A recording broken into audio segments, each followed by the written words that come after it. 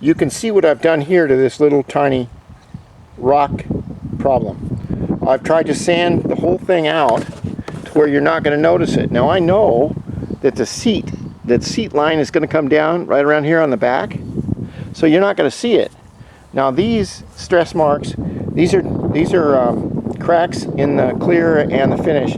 They're due to the fact that I've got way too damn much paint on these panels, which I would get new panels if they weren't $90 fucking a piece. The only good thing about these panels from Honda is they do come with a gallon of industrial Vaseline, so it doesn't hurt so bad when you're writing out the check to buy them. And even if I do buy these from Honda, they're just going to sell me a pair of them that have been in stock somewhere for 20 years. But that's like the Fram guy, pay me now or pay me later. If you're going to buy Ferrari parts, you have to go to Ferrari to buy them. They're the only people that have them, and they charge whatever they want. Now another thing I've done is, before I put on the primer, you want to sand or rough up the surface to where your primer or paint is going to go. You want to go all the way up to your edges and then over. Because you don't have to do the back sides down in here. But what we're doing is, when the paint is applied, the first place that it's going to peel away from is these edges here, okay? Now we're going to sand the hell out of them before we put on primer. When we go to do clear coating, we're not going to touch them. That's a whole different deal.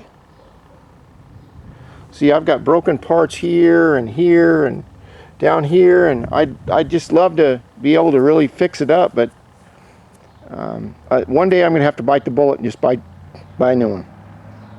Buy two new ones, a right and a left side. Used to be you could buy these on eBay. They were cheap. You could find them.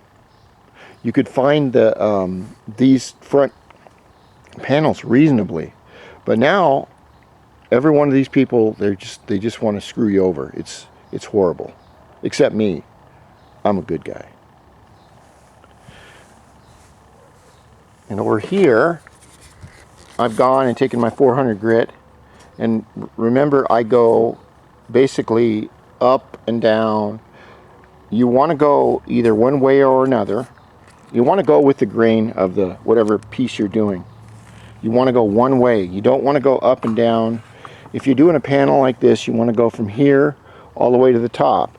You want to make sure that you get these edges down in here, and you can even see there's a little bit of wax right there that I'd missed. Well, like I said, the edges will flake out first. So you take your sandpaper and you get your edges first. Then we're going to put we're going to cover this, and we'll cover the Honda emblem all the way out to the orange, and I'll show you how to do that. Then what I'll do is I'll probably put a little bit of primer on this area and this area, and the rest of it I'll shoot in the new color blue, which is this color right here, or this color. I didn't even know I had that. But I won't put a lot of primer on it.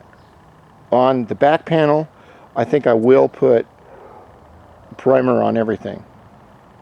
Just depends. If there's an area where you're not going to see, you don't have to really spend a whole lot of time doing it. This is an area I've got to fix. Matter of fact, I should put some spot putty in that right now, and then I can come back and clean that up. And you can put spot putty in with your fingers if you want. Remember that painting is an art. We learn by doing. That was a joke. But we learn by doing. And none of it is perfect. Every painter that started out in the shop, some 16, 17-year-old or whatever you were, they all started painting bumpers or some old car for some little old lady who didn't give a shit how you did it. And you worked up from there until you became a full-fledged painter, and you either did the whole project yourself, or some of these shops, what they do is they break it apart. They have a very good prep guy that preps the cars, and the painter that paints them. They're very good at what they do, and at their disciplines, and they break off their responsibilities. But usually the painter does all the work because he knows what he's looking for, and the painter doesn't want to paint a car that's got a dent in it that somebody missed, and it's going to show up on, no one will bring anything back to him, and he'll lose his job in the first 2 weeks. All right, now I can't do this with one-handed, so I'm going to clean the area where the cracks are.